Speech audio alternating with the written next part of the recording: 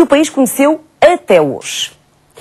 Nas ruas comprovamos que o peso da economia paralela não para de aumentar. Só no ano passado, a fraude e a evasão fiscal custaram ao Estado cerca de 43 mil milhões de euros. É um quarto da riqueza do país. Como em todas as feiras, nesta vende-se de tudo um pouco. Vocês estão a vender isto muito caro, estou a ganhar muito dinheiro. Discutir os preços é o segredo para se fazer um bom negócio. Dolce & Gabbana não tem nada? Não. Só tenho da Prada e tenho da Guess. Também está muito bonita a Guess, já viu a Guess? De toda a maneira, o que me disse é que isto entre 10 e 15 é negociável. Isto é negociável se levasse agora. Então negociamos então. Leve 10, João, não diga nada, não é? Muito bem, então fica por 10. A fraude e a evasão fiscal são uma prática comum nestes lugares. Os vendedores sabem que estão a infringir a lei, arriscam, mas estão sempre alerta. Não vai vacinar mal, mas eu tenho aqui outras coisas e eu fico... Estava a pensar aqui que era um fiscal, uma coisa qualquer. Aqui ao paisano ou qualquer coisa. Com a complacência das autoridades. Muito obrigado. Boa tarde. Aqui as transações podem ser feitas sem que sobre elas recaia qualquer imposto. A ASAI não tem aparecido porquê? Não tem dinheiro para fazer as ações de fiscalização ou não sabem? Mas já não aparecem há quanto tempo? A ASAI não aparece, diminuiu por causa da crise económica.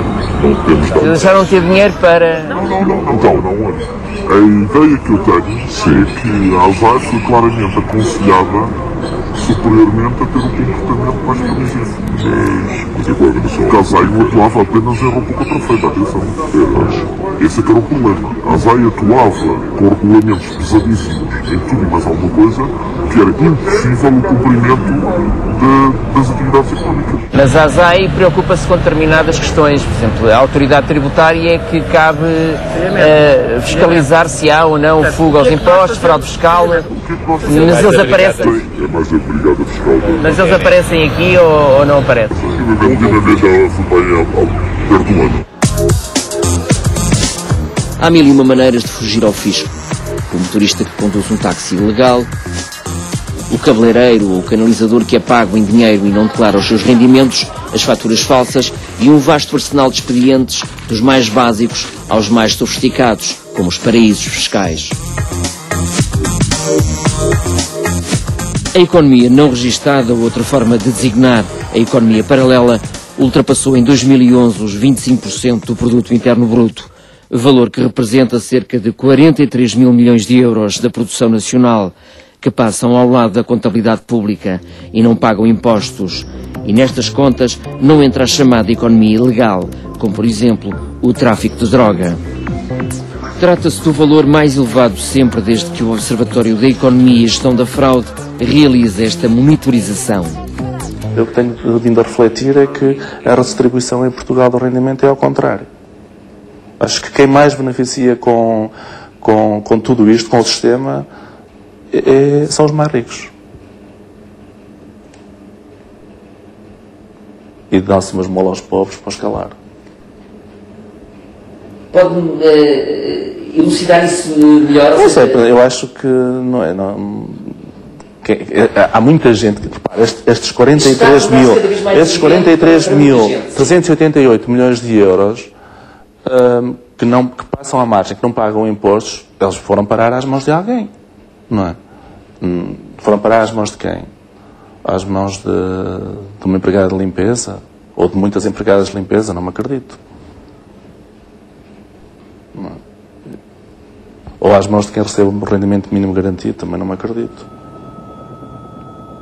É um valor muito acima da média dos países da OCDE, a Organização para a Cooperação e Desenvolvimento Económico, que ronda os 16,4%. Pior do que nós estão os italianos, os gregos, os belgas e os espanhóis. Feitas as contas, se estivéssemos na média da OCDE, o país ganharia 15 mil milhões de euros, quase o dobro do orçamento do Ministério da Saúde para 2013.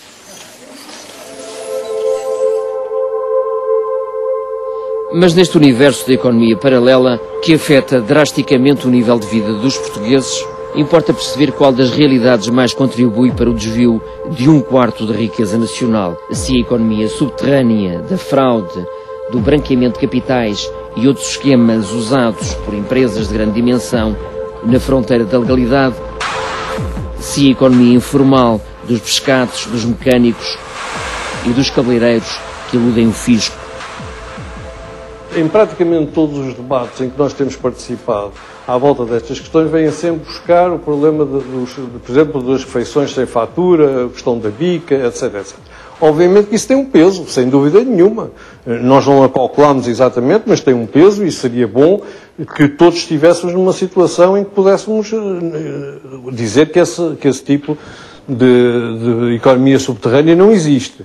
Agora, isso comparado com, por exemplo, a fraude carrossel, que é uma fraude que envolve empresas de vários países da Europa, no sentido de, em vez de pagar IVA, receber IVA. E em que mete empresas fantasma no meio desse processo. É muito mais importante. A situação económica... Também o fiscalista Tiago Caiado Guerreiro é da opinião que os efeitos mais devastadores para a economia são os que resultam do chamado crime de colarinho branco. Mais do que não emitir faturas, é emitir faturas falsas, que é o grande problema. Aí as pessoas vão conseguir, emitindo faturas falsas, ir ao Estado a receberem o dinheiro do IVA. Indevidamente? Indevidamente, porque são falsas. Ora, isso representa centenas de milhões ou milhares de milhões de euros e é um dos piores fenómenos na União Europeia. E isso é que, por exemplo, devia ter que ser combatido. E não uma pessoa, porque não consegue pagar a retenção na fonte de IRS do trabalhador, porque não consegue receber da pessoa a quem vendeu, apanhar com pena de prisão até 5 anos, porque não entregou o IVA a horas. Para o fiscalista, o problema está em o Estado ser fraco com os fortes, os poderosos, e forte com os fracos, criando um clima de impunidade. Seja ou não assim, o certo é que os múltiplos casos e escândalos que fazem regularmente as manchetes das primeiras páginas dos jornais alimentam essa percepção junto do público. Esta insuspeita loja de medalhas, aqui na Baixa Lisboeta, tornou-se de um dia para o outro conhecida da maioria dos portugueses. Pelas piores razões. Chamaram-lhe Operação Monte Branco e reunia todos os ingredientes para um thriller no meio da alta finança, em que os arguidos eram nem mais nem menos que 2 banqueiros suíços e um empresário português, Francisco Canas, de 71 anos, conhecido por Zé das Medalhas. Em causa estava, segundo o Ministério Público, um esquema de fraude fiscal e branqueamento de capitais que envolveria figuras de topo do Banco Espírito Santo e de mais 2 bancos portugueses. Francisco Canas recebia malas carregadas de dinheiro que voariam para uma conta do BPN em Cabo Verde e podiam seguir para outras contas no estrangeiro ou regressar a Lisboa, sendo mais tarde entregues aos clientes, ficando Canas com 1% de comissão. Em causa estava muito, mas mesmo muito dinheiro, como já tinha acontecido com o escândalo do BPN, com o BPP e a Operação Furacão, em que estiveram envolvidos 450 arguidos e em que foram recuperados para os cofres do Estado 120 milhões de euros. BCP, BPN, BES e Finibanco eram, quando o processo começou em 2005, suspeitos do crime de fraude fiscal, branqueamento de capitais e outros ilícitos. Visadas foram também empresas de diversos ramos de atividade. No caso da Operação Furacão, o 6 às 9 apurou que houve bancos que aconselharam clientes com muito dinheiro a transferi-lo para paraísos fiscais, uma vez que, dessa forma, ficavam livres de pagar quaisquer impostos.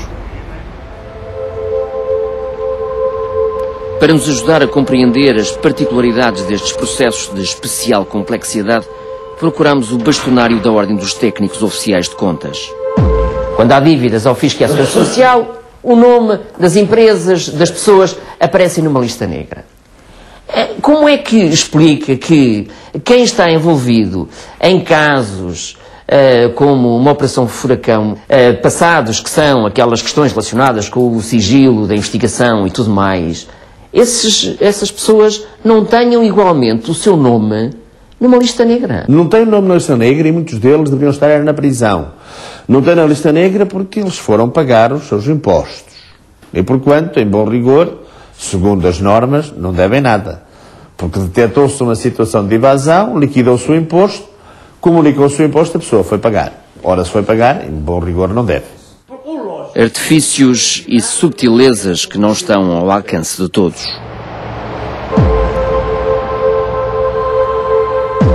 Uma das últimas empresas a cair nas malhas da justiça foi a Conforlimpa. O empresário Armando Cardoso é acusado de ter lesado o Estado em mais de 40 milhões de euros, através da criação de empresas fictícias destinadas à emissão de faturas falsas. Encontramos com o advogado empresário no hotel VIP Executive Arts, em Lisboa, que se manifestou perplexo com o facto do seu cliente ter sido sujeito à medida de coação mais pesada, a prisão preventiva. Há várias situações de prisão preventiva que envolvem fraude fiscal, mas associadas a outro tipo de crimes. Branqueamento, associação criminosa, falsificações, enfim, um conjunto, uma panóplia de crimes que não ocorrem neste caso. Este caso é apenas de fraude fiscal. É a primeira vez que acontece entre nós, tanto quanto sei, alguém ser submetido a prisão preventiva por uma situação destas. O advogado empresário admite estar-se perante uma aplicação cega da lei. O Estado corre sérios riscos, no caso de insolvência ou no caso de paralisação desta empresa, de não receber um tostão, de não receber nada destes 40 milhões de euros. Por outro lado, a insolvência, a paralisação desta empresa implica a perca de 7, 8 mil, 9 mil postos de trabalho direto. Bom, alguém vai ter de pagar os subsídios de desemprego desta gente. Estamos a falar de milhares de euros, de milhões de euros, provavelmente. Há um conjunto de coisas que não se, que levam a pensar que, a aplicação cega da lei, porque no fundo é o que está a acontecer neste caso concreto. Costa. Ora, como estão? Para além dos casos de fraude e evasão fiscal, o Sindicato dos Trabalhadores dos Impostos alerta ainda para certos benefícios fiscais que favorecem quem mais tem. As ações detidas pelas sociedades gestoras de participações sociais, as ações que estas sociedades que se dedicam a essa gestão de ativos possuem em carteira, estão isentas de mais-valias bolsistas, ou seja, todas as mais-valias que são realizadas com a compra e venda de ações estão isentas de impostos. Em tempos em que os portugueses são confrontados com a necessidade premente do controle da despesa pública e o combate à fraude e à evasão fiscal, o enorme aumento de impostos pode ter efeitos perversos. Este orçamento representa talvez o maior estímulo à fraude fiscal que nós tivemos em Portugal, porque é um orçamento que coloca uma pressão tal sobre as famílias e sobre as empresas que nós vemos a dia avolumar-se a economia paralela e, portanto, todos os sinais de combate à fraude, desde logo o combate à fraude no plano internacional, que tem uma sofisticação muito maior, são importantes. Como seria natural e desejável, gostaríamos de saber se o Sr. Diretor-Geral da Autoridade Tributária e Aduaneira tem uma opinião diferente, mas foi-nos comunicado que nesta altura não era possível.